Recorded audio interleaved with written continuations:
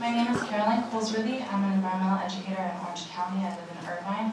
I'm also a professor of environmental science at the University of Phoenix and a past intern at Environmental Working Group.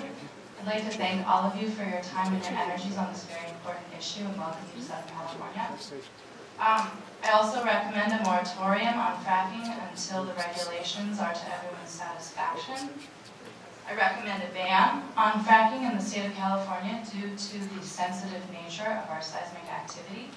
Short of a ban, I recommend that we have regulations with teeth, sharp ones. We need to know everything that's going into these wells. We need to know the amounts, and we need to have full toxicology reports on everything that are made available to all of the constituents in every language affected by that area. I also ask that we make regulations that have consequences. I come to you tonight as a mother of a 3-and-a-half-year-old. We need tough consequences to get the behavior that we want. What if we used our most creative selves and said, well, if we can't have a ban, let's provide full, unquestionable health care to every individual within 10 miles of a well that's using fracturing? What could that do? Well, it could guarantee that the financial analysts within these organizations would be doing a cost-benefit analysis that took into account the full health of every individual living in that area. What if we said that any individual whose land or home is affected would receive a new home or the equivalent amount of money in cash, no questions asked, if anything changes from the baseline that's taken based on soil samples, water samples, air samples?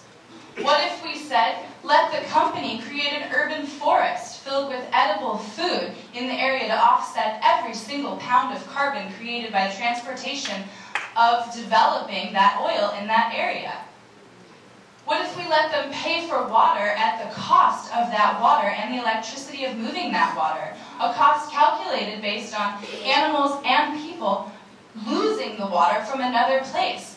We live in a 100% closed system.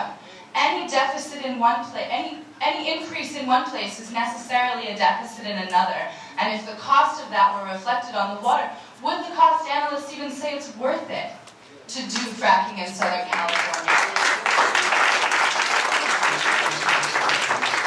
Also, we are the ancestors of the future. Our children's children's children will not ask if we were in compliance. They will ask, what did we do to improve the nature of our earth? The waters are already undrinkable. Every one of you is drinking bottled water. Yes.